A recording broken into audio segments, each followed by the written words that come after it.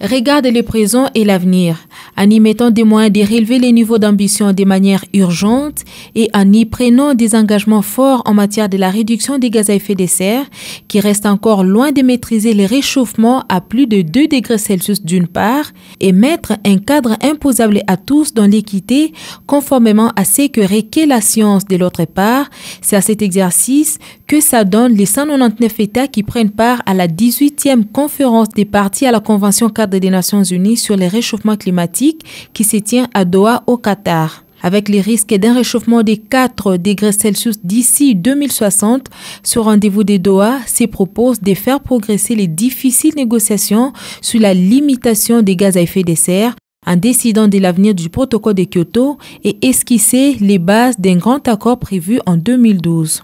Avec une particularité, celle de la participation des grands pollueurs au regard des signaux d'alerte qui s'intensifient sur les changements climatiques, la conférence de Doha comporte des enjeux vitaux, l'opérationnalisation rapide des mesures convenues sur l'action concertée à long terme et aussi la répartition des fonds destinés à la lutte au changement climatique dans les pays en développement.